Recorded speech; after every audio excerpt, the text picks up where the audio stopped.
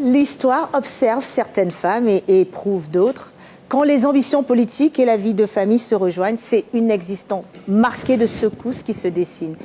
Figure marquante de la politique ivoirienne, notre invité cumule plusieurs titres au sein de sa nation. Mais au-delà de ces titres, qui est réellement cette femme?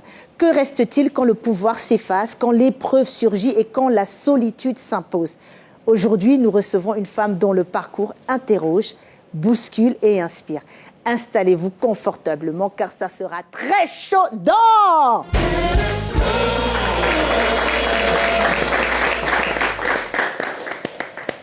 Parlant de chaleur, c'est toujours un plaisir, que dis-je, un bonheur, un privilège de se retrouver sur un plateau avec autant d'onction.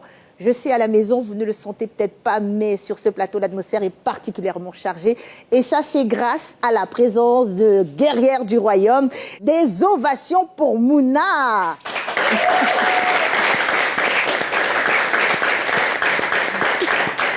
Dena Moana.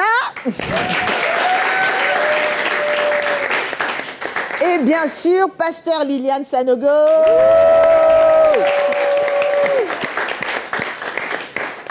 Merci, merci, merci, merci. Ben, nous atterrissons avec les news de la semaine.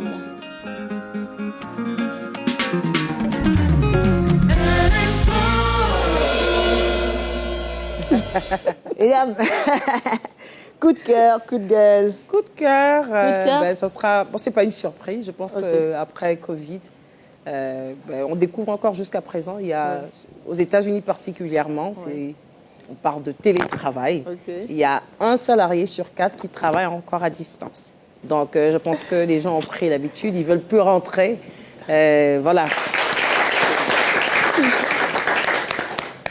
Ok, alors moi, c'est une petite interrogation, parce que je ne sais pas ce que ça va donner. Mais vous savez, en Côte d'Ivoire, à l'instar de la France qui a les gilets jaunes, nous avons les chapeaux rouges.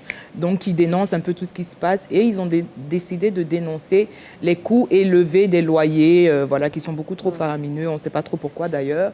Donc, j'aimerais bien voir ce que ça va donner parce que c'est vrai que ça devient vraiment luxueux de pouvoir avoir un appartement, un toit, tout simplement. Donc voilà, j'espère que ça va donner quelque chose. Donc bravo les chapeaux rouges. On vous soutient, on est tous avec vous. Mais moi, j'ai un coup de cœur. C'est dans le domaine de l'éducation et de la culture. Parce que désormais, il y a des décisions qui ont été prises pour ramener un peu plus d'histoire africaine dans les programmes scolaires en Afrique. Donc ça, c'est extraordinaire parce que ça va permettre justement à nos enfants d'en savoir un peu plus sur l'histoire de leur continent, sur l'histoire des peuples auxquels ils appartiennent. Ça va permettre aussi de renforcer leur identité culturelle et tout, parce que souvent on a l'impression que ce qui est bon vient d'ailleurs, alors qu'il y a eu des grandes choses qui se sont passées en Afrique. Voilà. Et puis, je pense que aussi, ça va permettre de renforcer la foi de l'Afrique, parce que quand on sait que dans le passé, on a réalisé des grandes choses, on peut croire encore en l'avenir. Donc, oui, c'est un très bon nouvelle. Oui, très, très bon. Donc nous allons atterrir en plein cœur de notre émission. Le plateau est bouillonnant parce qu'en effet, nous avons avec nous sur ce plateau une ancienne première dame de Côte d'Ivoire, présidente du mouvement des générations capables, MGC. Son histoire ne vous laissera pas indifférente. Elle nous fait l'honneur d'être présente. Merci de vous tenir debout et par de vives ovations offrir un accueil très chaleureux à Madame Simone Eivé Badbo.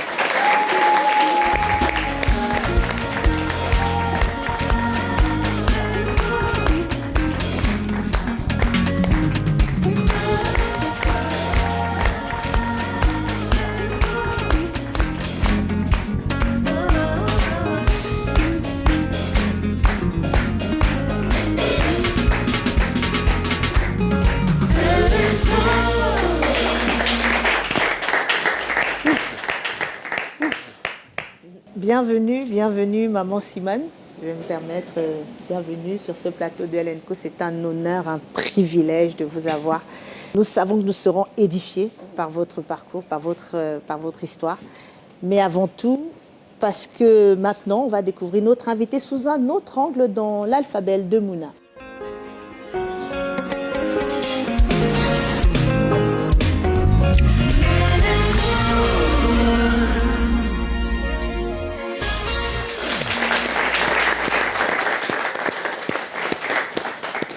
Coïncidence ou hasard? Simone est la forme féminine de Simon, un personnage biblique que nous retrouvons au cœur des évangiles, qui a su se démarquer par sa fougue, son audace, son leadership, ses faiblesses, ainsi que son désir de toujours se surpasser au point d'avoir pu réaliser ce qui était humainement impossible, marcher sur les eaux.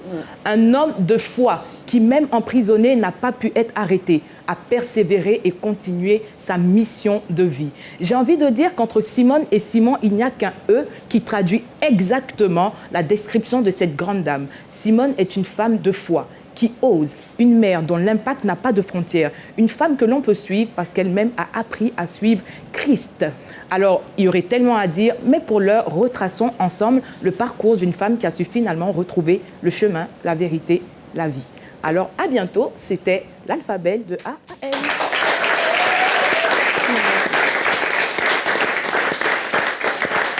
Maman Simone, c'est comme ça que nous allons vous appeler sur ce plateau, si vous permettez, parce que voilà, c'est le titre que vous méritez. Et nous avons envie de démarrer vraiment avec vous par, si on peut aller tout au début de votre enfance, vos aspirations quand vous étiez c'est très très jeune. Je pense que le grand public, certains le connaissent et peut-être pas d'autres. Donc c'est cette partie-là de votre vie qui nous intéresse. Je m'appelle Simone. Oui. Je suis née à Mossou, qui est un petit village de Grand Bassam, il y a déjà très longtemps. Il y a déjà très longtemps. Vous voulez que je donne mon âge? Non, ça dépend. C'est bon? Ça dépend. Ok. Et puis, alors, je suis née d'une famille très chrétienne. Okay. Mon père était catholique, ma mère aussi. J'ai été baptisée à 3 jours après ma naissance. Wow. Okay. Comment est-ce que j'étais? Et mon père était très chrétien. Il nous a élevés vraiment dans la pratique de la foi chrétienne. Oui. Et donc, ça m'a conduit dans ma vie et jusqu'à aujourd'hui, ça me conduit. Okay. Et puis, j'ai fait des études. Donc. Oui. J'ai fait des études au collège, au lycée, à l'université. J'en suis sorti professeur de lettres modernes.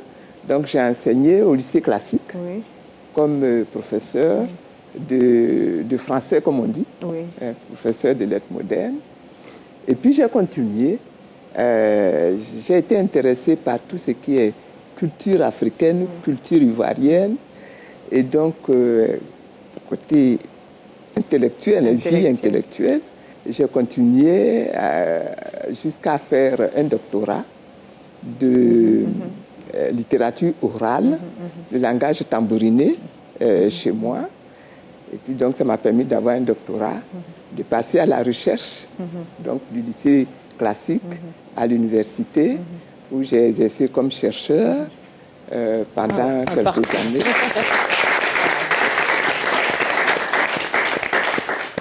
Et puis, j'ai été intéressée par la politique déjà à l'école. Vos aspirations déjà de jeune? Déjà à l'école, déjà à l'école, parce que déjà au collège, j'ai été militante de la GEC, Jeunesse Estudiantine Catholique. Et rapidement, j'en suis devenue la présidente nationale. Quand j'étais au lycée classique, je suis devenue présidente de la GEC-F, comme on l'appelle, pendant 4 ans. De 66 à 70, 1966 à 70. On a une photo de vous là. Magnifique photo. Oui. Et puis après cela, donc après la GEC, quand je suis passée à l'université, j'ai cédé le flambeau à d'autres amis, mais j'ai perdu la foi. Perdu la foi? Complètement perdu la foi. Absolument perdu la foi. Et vous savez pourquoi? Mais je ne vais pas l'expliquer. Ok, non, c'est d'accord. J'ai perdu la foi et je suis devenue athée. Wow. Athée, communiste pur et dur Wow. pendant 15 ans. Au bout de 15 ans, j'ai retrouvé la foi. Je me suis retrouvée... Ça, c'est le bon atterrissage. Je me suis retrouvée au Canada, à Montréal, avec un collègue de linguistique comme moi, parce qu'on faisait la linguistique à l'université, qui lui était très chrétien, très pratiquant, un béninois.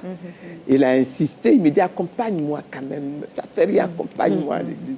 Et puis ce jour-là, pour me débarrasser de lui, j'ai décidé de l'accompagner à l'église. Et puis c'est là-bas que tout a redémarré. Wow.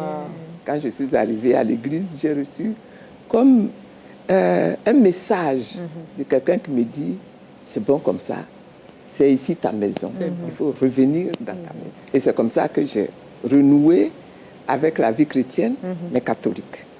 Et je suis restée catholique encore pendant quelques années. Et en 1980, je passe vraiment rapidement, en 1998, on était en plein dans la politique, on se battait, on avait créé un parti politique. Et ça, c'était déjà avec votre époux? C'était déjà avec mon époux. Parce que ça nous intéresse un peu juste avant de repartir dans juste la rencontre avec votre époux et voir comment... Bon, alors, mon époux, Laurent Gbagbo, j'ai fait sa connaissance quand j'étais encore étudiante à l'université, en 92.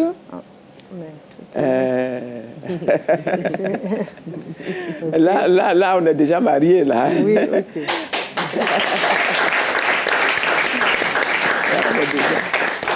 Mais en 92, ce monsieur était un monsieur célèbre déjà.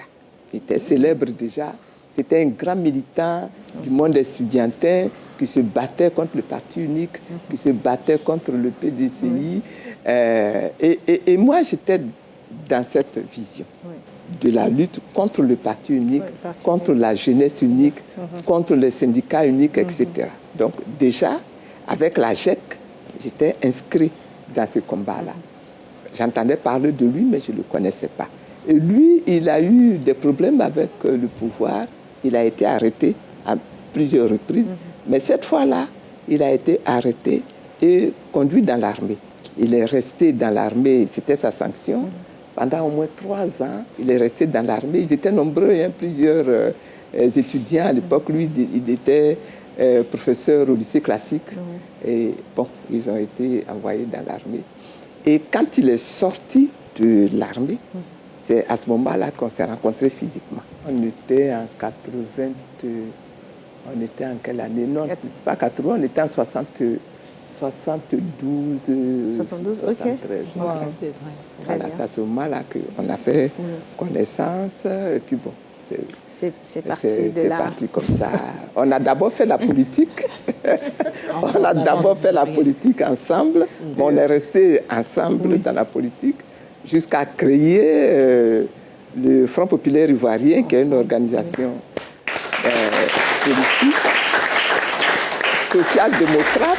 Maman, moi, j'aimerais quand même savoir, pendant tout ce parcours que vous racontez, est-ce que, là, vous êtes déjà mariés, est-ce que vous avez des enfants pendant la période où vous vous faites arrêter? Oui, on a 5 enfants. On a 5 enfants. À cette époque, il y a déjà les enfants? Oui, à cette époque, il y a déjà les enfants. Parce que maman, nous, on aimerait savoir, comme on a invité notre maman sur le plateau, juste un peu de temps, c'est ce parcours-là, entre le cheminement, le mariage, les 5 enfants, et puis on va rentrer en plein dans le combat militantiste. C'est notre maman qui est sur ce plateau. Juste rapidement. Vraiment, il y a des curieux. Juste rapidement. Même à la maison, ils sont d'accord avec nous. Oui, on veut connaître l'histoire. Bon, alors, je vais remonter plus haut. Parce que je ne me suis pas mariée tout de suite avec Laurent Gbagbo. Je me suis mariée une première fois avec un monsieur qui s'appelle Eouma Joseph, qui était catholique comme moi. Et puis, ça n'a pas tenu. Je crois qu'il y a eu plusieurs choses qui ont fait que ça n'a pas tenu. On n'était plus d'accord. Au plan de l'idéologie, on n'était plus d'accord. Lui, il est resté catholique. Et moi, je suis devenue communiste. C'était compliqué. C'était compliqué. Et puis, bon, pour un certain nombre d'autres raisons. Avec lui, j'avais eu 3 enfants. Ok. L'aîné et puis une paire de jumelles. Oh, wow. Ok. J'ai fait de jumelles. Ok. Une paire de jumelles. Et puis ça n'a pas marché, Oui. donc on s'est séparés. En 1980, on était déjà séparés. Oui. Voilà.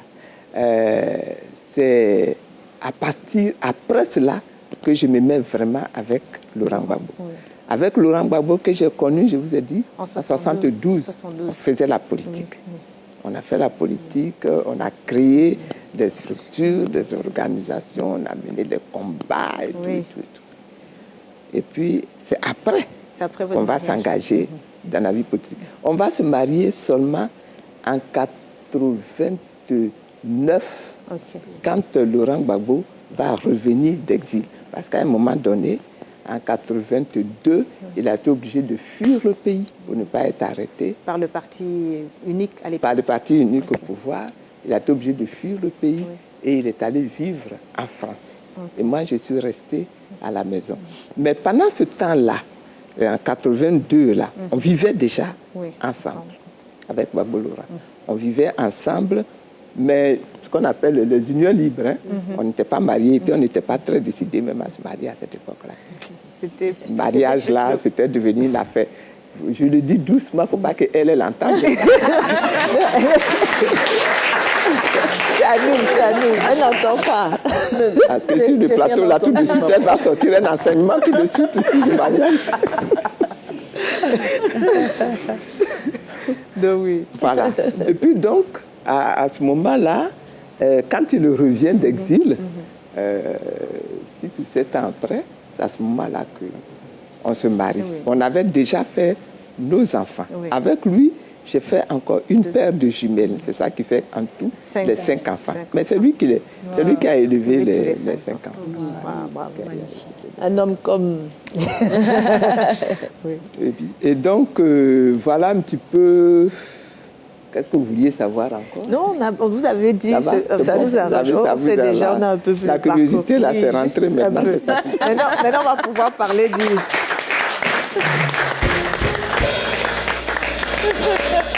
On va pouvoir parler du combat parce que c'est quand même le combat politique, parce que c'est quand même ce moment-là qui a animé votre vie.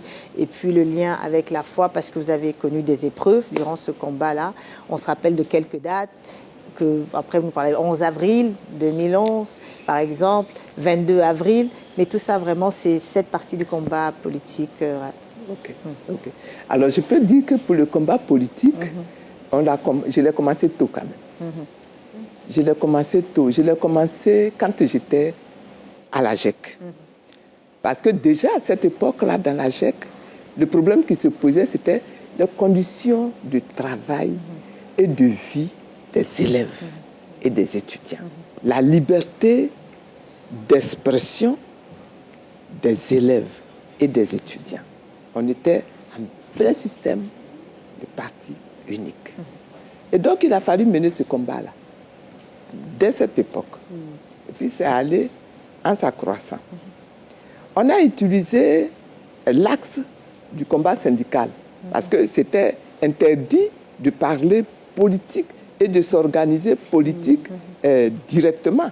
Sinon, vous étiez arrêté, vous étiez jeté en prison. Et donc, on a utilisé l'axe syndical pour poser les problèmes de liberté, etc., pendant des années. Donc, j'ai fait beaucoup de conférences en parcourant le pays, mais c'était le manteau, en quelque sorte, sous lequel on pouvait se réfugier pour sensibiliser, etc., les populations. Voilà. Et donc, on a fait cela, ce qu'on arrive à 90.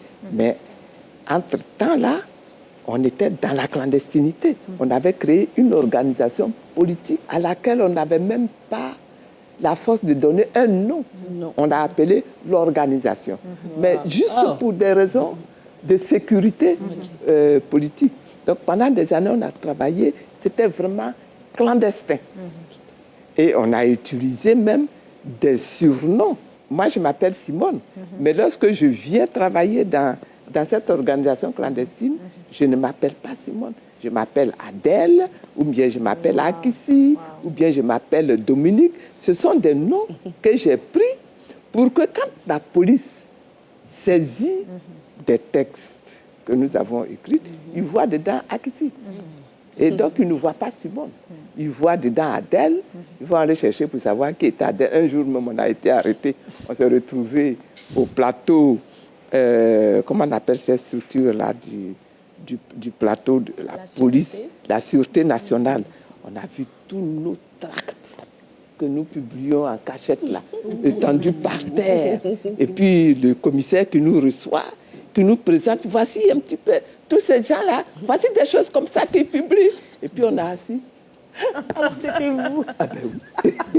C'était nous, mais ils ne le savaient pas. Oui. Ils ne le savaient pas. Donc, vous voyez, donc on a dû utiliser toute cette forme-là pour mener le combat, mais c'était indispensable de sensibiliser les Ivoiriens. Il faut toucher le mental. Donc on a publié beaucoup de tracts. Celui qui s'est fait prendre, il s'est fait prendre. Il y a eu des moments où vous aviez le paquet de tracts là, et puis la police est devant. Vous mangez les feuilles. Non, mais Vous savez, vous mangez les feuilles et vous les avalez. Sinon la police est devant là, vous allez vous faire prendre. Donc on est passé par tous ces trucs-là. Ah oui, c'était dur. Tous les combats, en fait, c'est marrant. Tu vois, tous les combats, en fait, nous, on connaît juste la partie visible de l'iceberg où vous êtes au pouvoir, mais avant ça, c'est comme dans tout. Avant ça, jusqu'à ce qu'on publie des ouvrages, même quand on a publié des ouvrages, on ne les signait pas. Ou alors, quand on devait mettre un nom d'auteur, on mettait le nom du président Gbagbo. Parce que lui, il était en exil. Donc, c'était difficile pour l'État ivoirien d'aller le cueillir en exil là-bas et puis de les ramener. Mais tous les autres articles étaient anonymes. Donc on a mené ce combat-là comme ça jusqu'à ce qu'on arrive à 90. 90, ça a été une période difficile pour la Côte d'Ivoire. Économiquement, c'était difficile. Le gouvernement lui-même ne s'en sortait plus et il a décidé de diminuer les salaires de tous les Ivoiriens. Vous vous souvenez, c'est tout ça où il y a eu tout ce combat qui a été mené en Côte d'Ivoire avec un ministre de l'économie et des finances qui venait justifier la réduction des salaires des fonctionnaires ivoiriens. Il est venu avec une feuille, un tableau sur lequel il explique que avec ce qu'on vous donne là, vous pouvez vivre. Par exemple, vous allez acheter, au lieu de manger, d'acheter le poisson, comment on appelle, capitaine, vous pouvez acheter des chinchards et que les chinchards maïs, tout ça, ça coûte autant de francs. Et puis alors, donc, ce combat-là qu'on a mené pour refuser la diminution des salaires, heureusement, les Ivoiriens, là, vous pouvez toucher à tout sauf à les salaires. Et donc les Ivoiriens ont eu le courage de descendre dans les rues pour protester, pour combattre, etc. Et donc grâce à ça, les gens se sont sortis nombreux dans les rues. Et ont commencé à crier, des jeunes, des enfants de 5 ans. Cette année-là, l'école a été fermée pour que les élèves soient dispersés, renvoyés dans les familles, etc. Et le résultat, c'est que en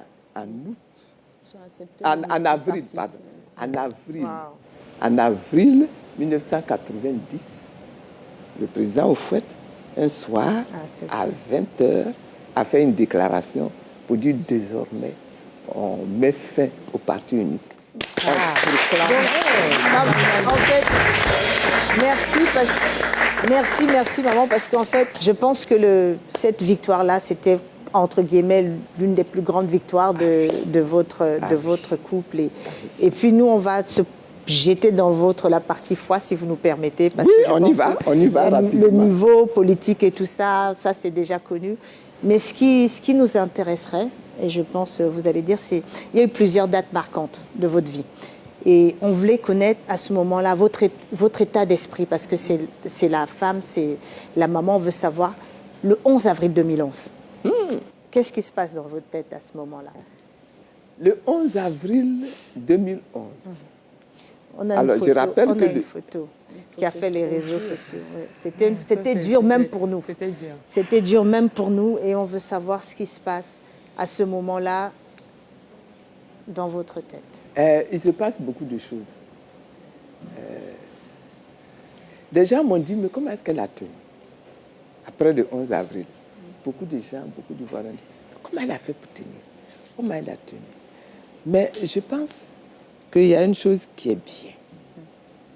C'est que Dieu n'abandonne pas ses enfants. Yeah.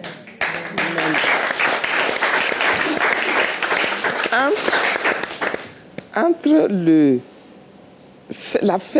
la fin décembre 2010 et puis l'entrée en 2011, Dieu s'est manifesté, je peux dire ça comme ça, qu'il m'a parlé et qu'il m'a vraiment Préparé? préparé, oui, mais je pourrais dire conduit. Ok. Voilà, conduit. Un certain nombre de textes ou de visions que j'ai reçus et qui ont calé dans mon esprit que la tourmente là va arriver, mais qu'on va sortir vivant. Donc, on reste à l'hôtel du Golfe pendant quelques jours et le 22 avril, on me conduit à Odiné. Voilà. Ça, j'ai raconté ça sur le chemin, donc on va raccourcir, on va bien pas parler de ça, j'en ai parlé dans mon livre.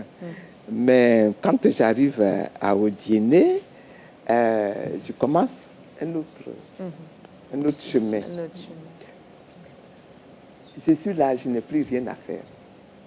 Donc, tout ce que je peux faire, c'est approfondir ma connaissance de Dieu. Oui, Voilà. Donc, mon livre, presque mon livre unique à Odiné, ça a été la Bible.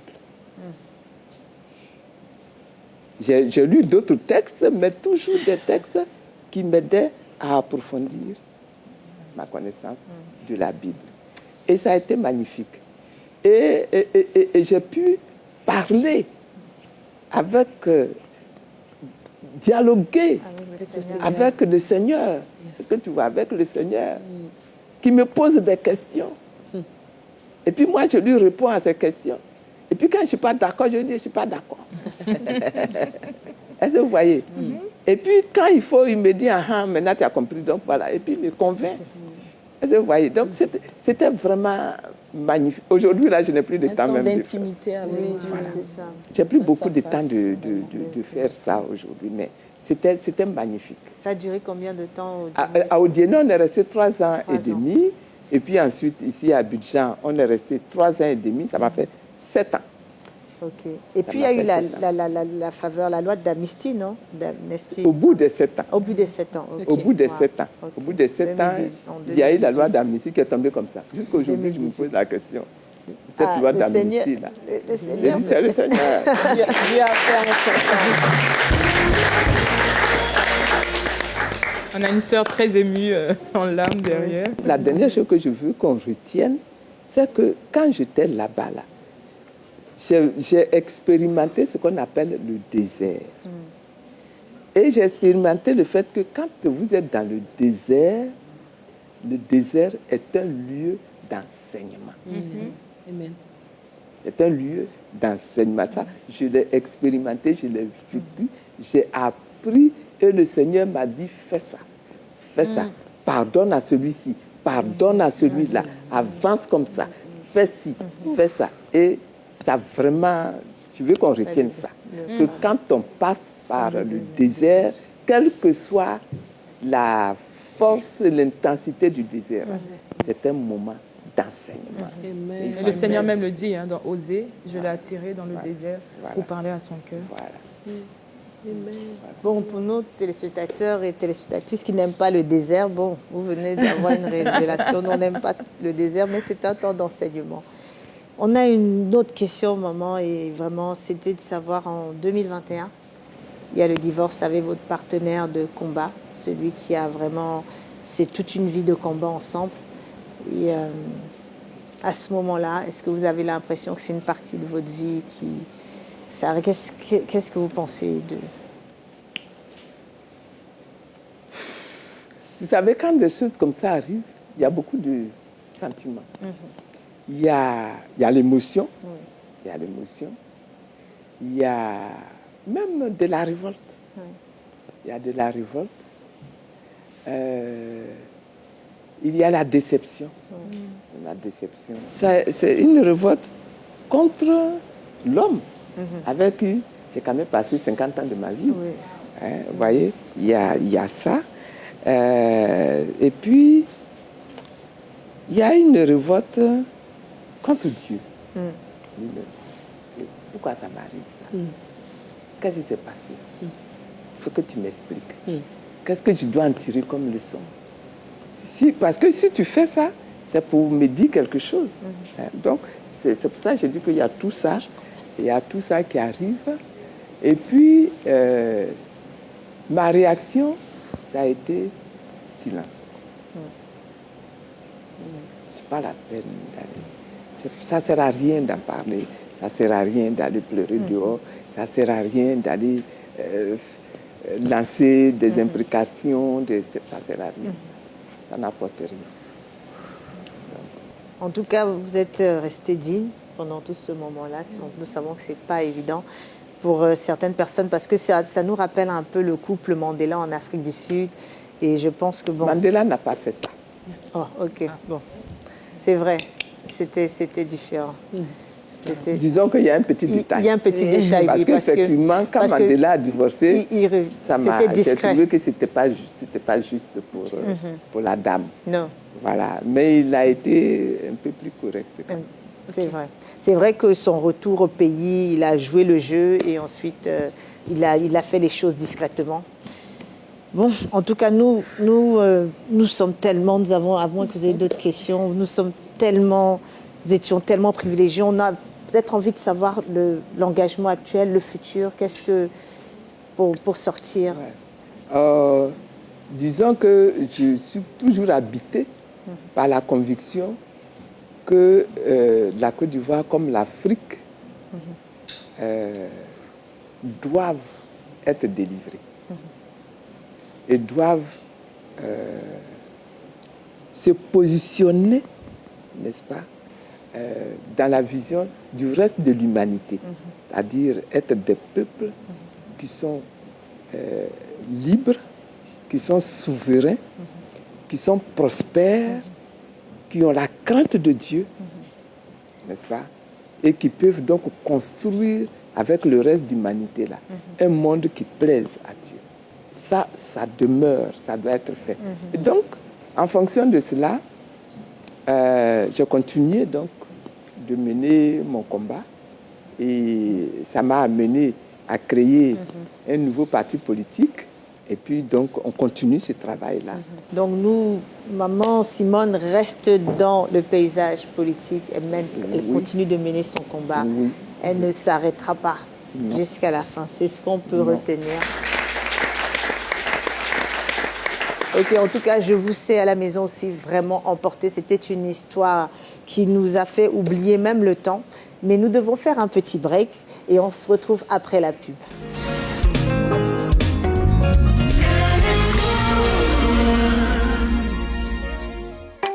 Ma liberté n'a pas de prix. Au quotidien, j'ai besoin de rencontrer mon banquier quand je le souhaite, d'effectuer les opérations en toute simplicité, d'entraîner les plus audacieux dans mon univers digital. Ma banque, elle tient dans la main. Sortez des files d'attente, embarquez dans l'expérience digitale unique. Avec AFG e-Bank, on passe en mode flex. AFG Bank et tout devient possible. Chaque matin, elle se lève avec une mission, mais aussi avec 1000 responsabilités. Ministère, mariage, maternité, métier. À force de mal gérer, elle s'épuise. Dans Les 4 âmes de la femme de Dieu, pasteur Liliane Sanogo révèle comment concilier ministère, mariage, maternité et métier. Servir Dieu sans se perdre. Le nouvel ouvrage Les 4 âmes de la femme de Dieu est disponible dès à présent à la librairie d'Honneur.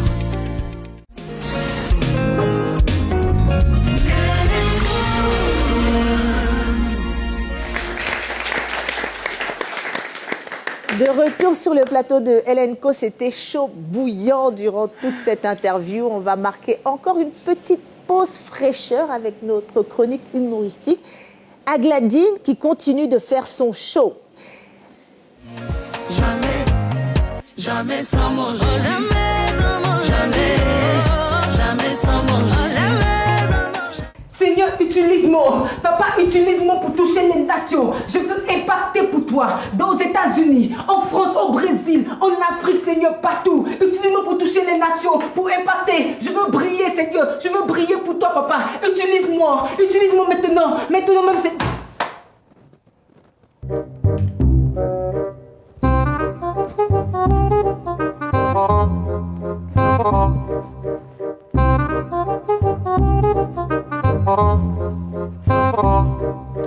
Donc papa, je disais, utilise-moi maintenant, je veux la sagesse pour impacter, je veux la connaissance pour impacter, pour toucher les nations.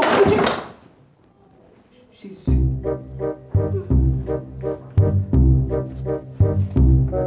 Tout ça.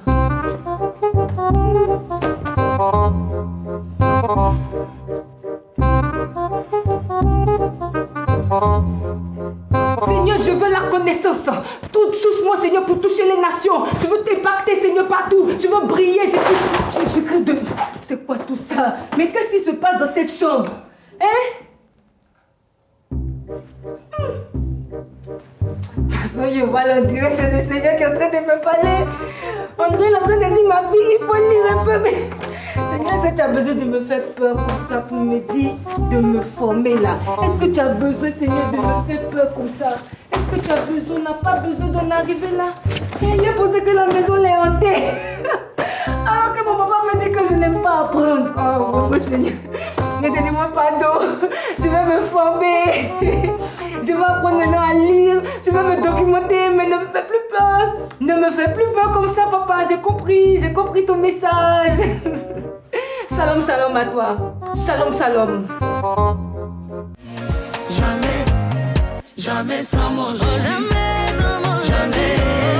Jamais sans manger.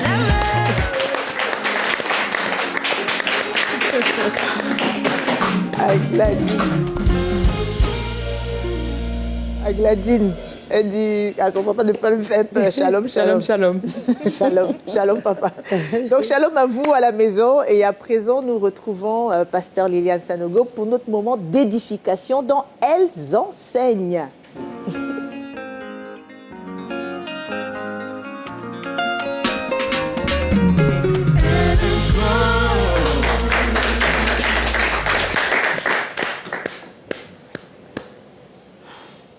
Waouh! Quelle émission, quelle émission! Beaucoup d'émotions, beaucoup de connaissances aussi. On a été instruites, on a entendu, écouté l'extraordinaire parcours d'une femme extraordinaire. Et j'avoue que ça m'a beaucoup inspirée. Je ne pense pas, maman, avoir l'étoffe pour mener les types de combats que tu as menés. Mais ma prière, en tout cas, c'est d'être une femme au parcours exceptionnel. Parce que je crois que le Seigneur recherche des femmes. Dieu cherche des femmes qui vont marquer leur génération. Et ton histoire m'a inspiré le texte de Juge. C'est un des textes que j'aime le plus dans la parole de Dieu. Juge 4, avec notre prophétesse Déborah. Voilà.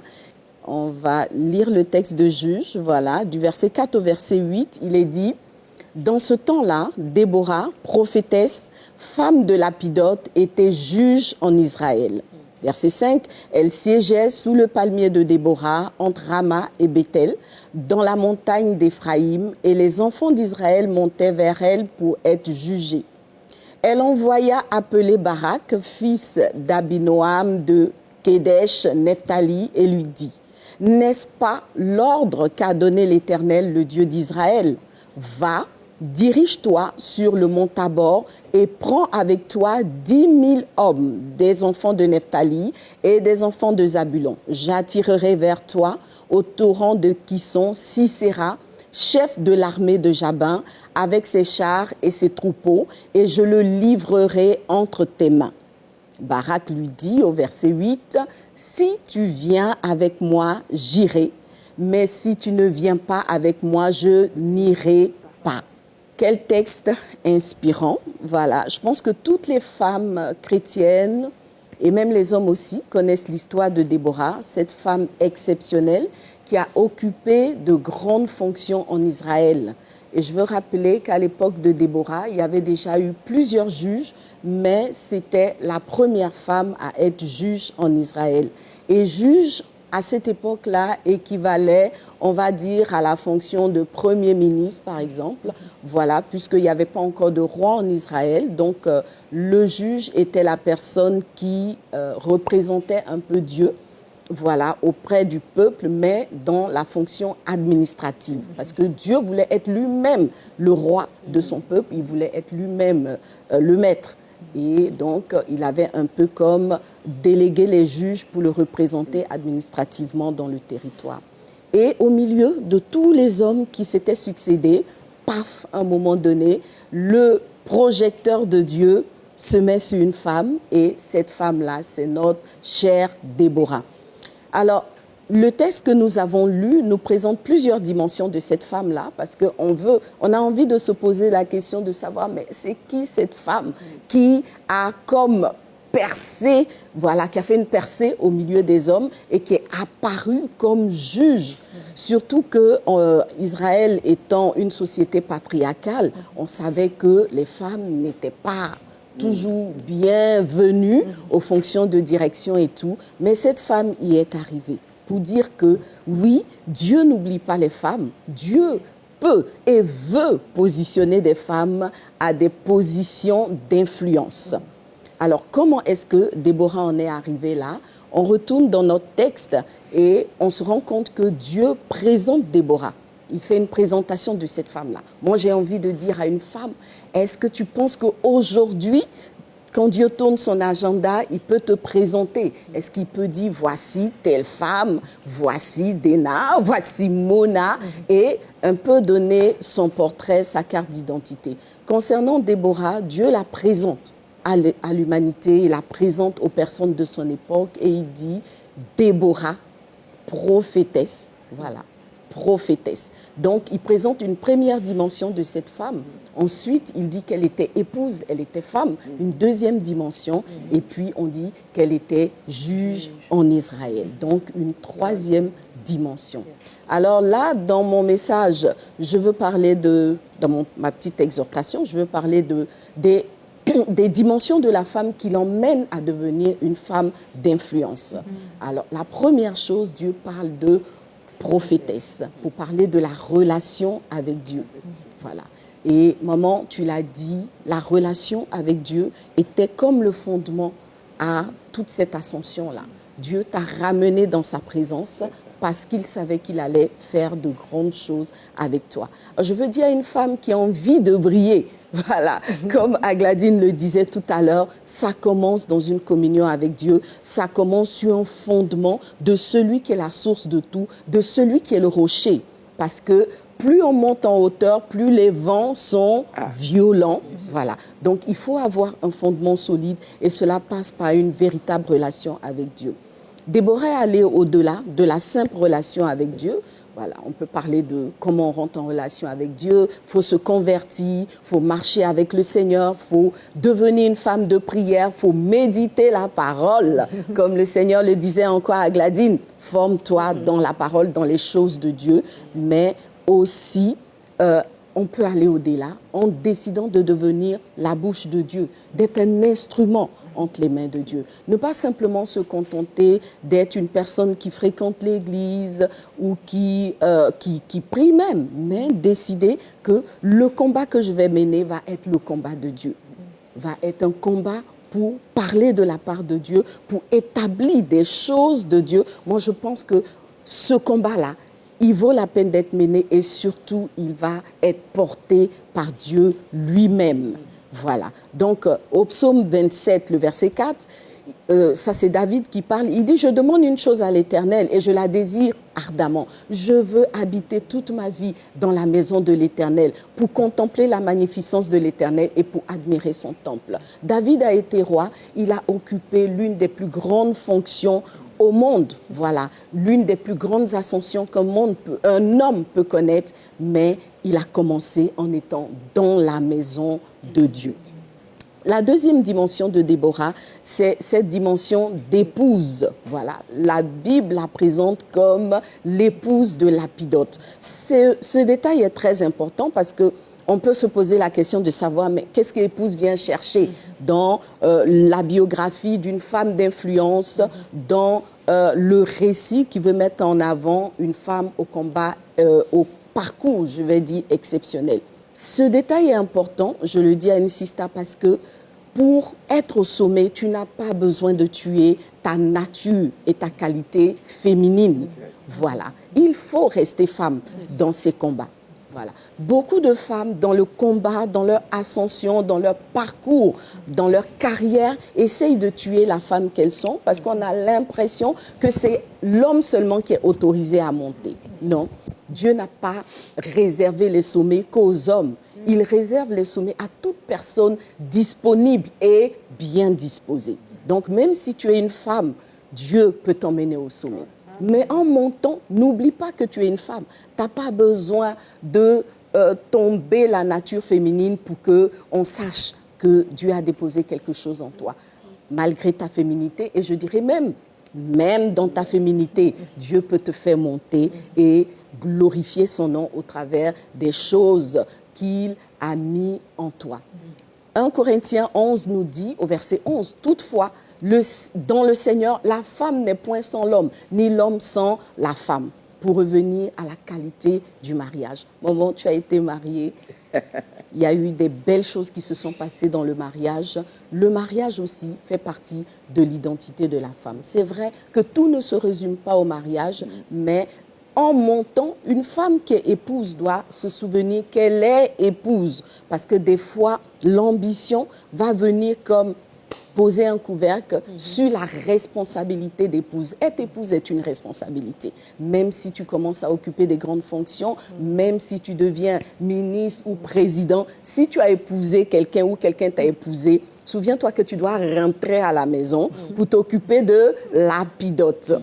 Alors ça, c'est vraiment marquant parce que c'est vraiment... Je m'arrête sur ça parce que c'est vrai, des fois, l'occupation devient un prétexte pour qu'on oublie nos responsabilités d'épouse. Là, je parle à des sisters. Si tu es mariée et tu as envie de te marier, il faut savoir que épouse, c'est une responsabilité.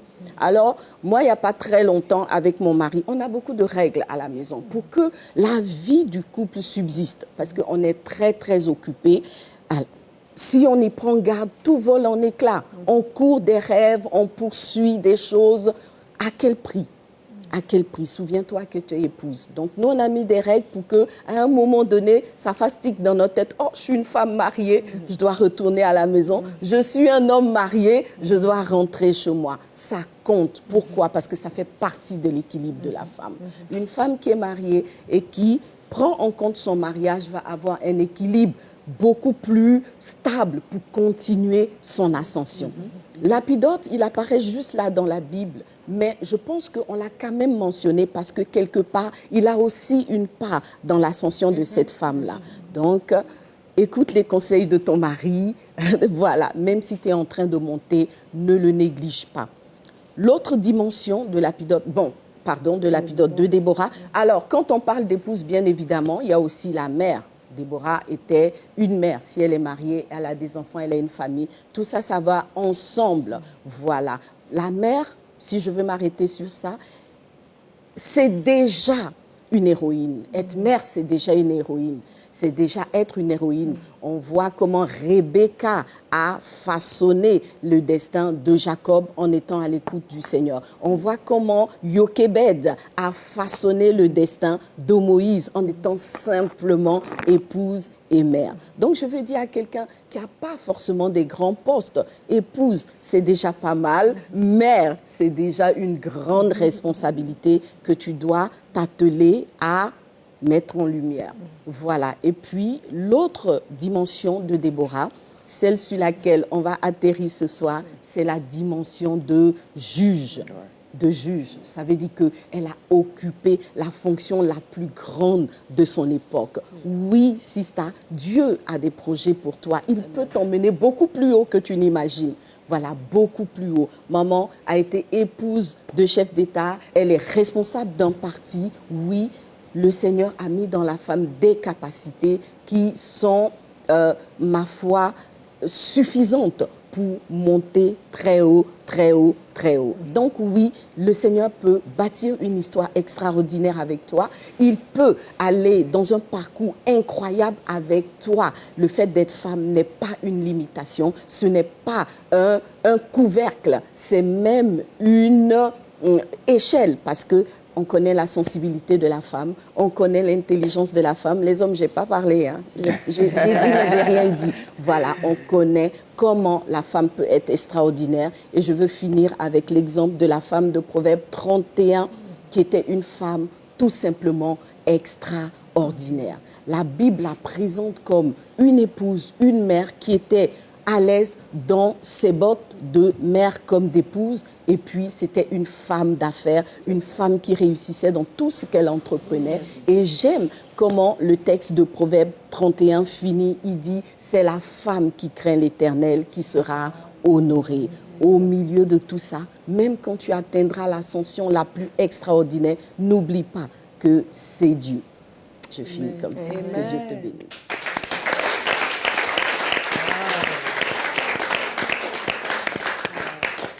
Donc, merci maman. On va prendre un tout petit moment de pause. On revient juste après la pub.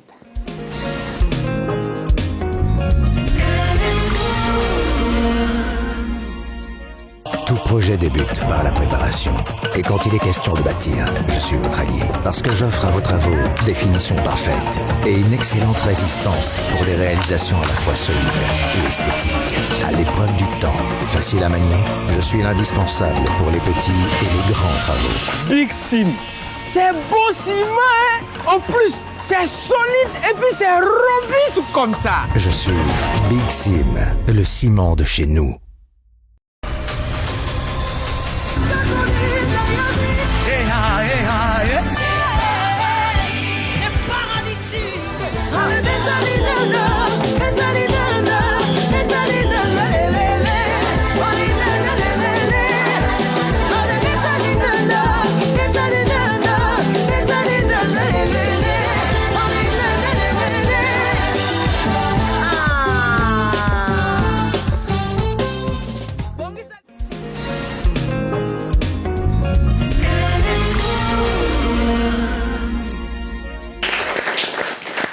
Merci, de retour sur le plateau de LNCO. C'est le moment, ce temps que nous n'aimons pas vraiment parce qu'on doit se séparer. Malheureusement, on a passé un si bon moment ensemble. Franchement, quelle émission, hein. Il y a trop de matière. C'était fort, inspirant, édifiant. Mais il faut se séparer. On se sépare avec un petit mot à nos téléspectateurs, téléspectatrices. Bon, moi, à une, personnellement, parce que pour avoir reçu à une autre émission Maman Simone, qui est de Mossou, je veux saluer ma maman qui s'appelle Simone et qui est aussi de Mossou. Donc, gros bisous, maman, je t'aime.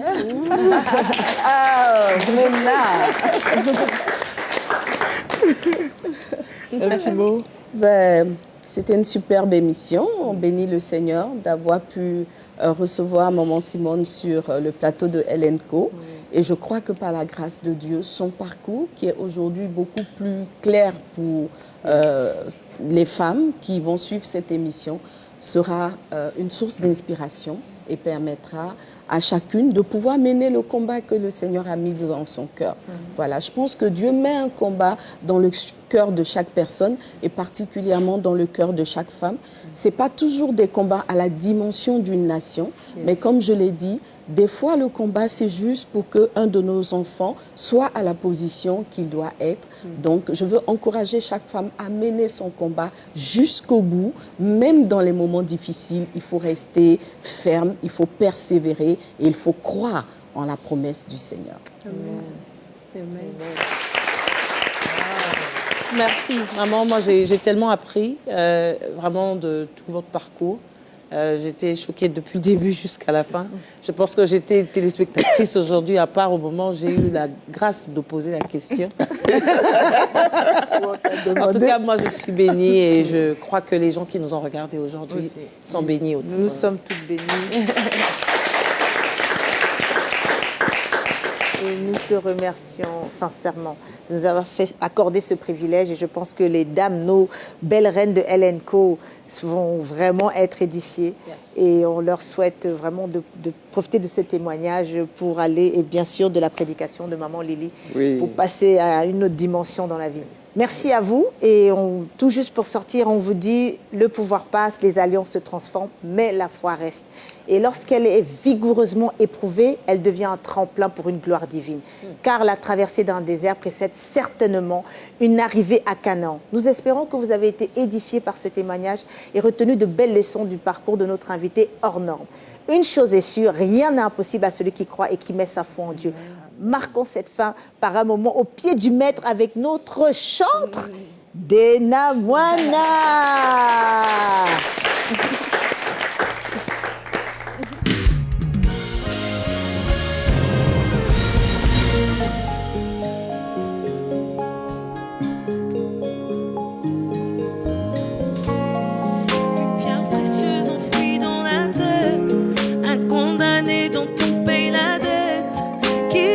Pour qu'il se mette en peine, le roi vient prendre ma place dans les chaînes.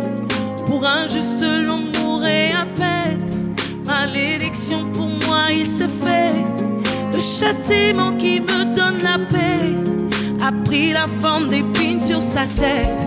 Il extrême, ils sont fanés de peu que mon âme se perde. Il extrême, encore un peu et les tempêtes m'emportaient. Dans la nuit de mon esprit, j'ai vu la lumière. Je lève mes yeux, mon secours me vient du ciel. Mon cœur a trouvé son héros, justicier qui plaide pour ma cause. Il n'a ménagé aucun effort. Jésus-Christ, c'est Dieu qui nous sauve. Mon cœur a trouvé son héros, justicier qui plaide pour ma cause. Il n'a ménagé aucun effort. Jésus-Christ, c'est Dieu qui nous sauve. C'est Dieu qui nous sauve. C'est Dieu qui nous sauve. C'est Dieu qui nous sauve. J'étais cette personne retenue captive, en rançon tu te donnes en sacrifice. Lueur d'espoir dans nos cœurs tu ravives. De la mort je suis passée à la vie. Les hommes me parlent souvent de destin. Moi je dis ne me lâche pas la main. Si comme moi tu reviens aussi de loin, d'un cœur reconnaissant chante ce refrain. Mon cœur a trouvé son héros, justicier qui plaide. Il n'a ménagé aucun effort. Jésus-Christ c'est Dieu qui nous sauve. Mon cœur a trouvé son héros, justicier qui plaide. Il n'a ménagé aucun effort. Jésus-Christ c'est Dieu qui nous sauve. Aucun autre nom n'est comme son nom. Le salut nous vient d'un seul. C'est qui? Jésus, c'est son nom. Aucun autre nom n'est comme son nom. Le salut nous vient d'un seul. Tu as compris et tu peux le dire avec nous. Comment? Mon cœur a trouvé son héros, justicier qui plaide pour moi.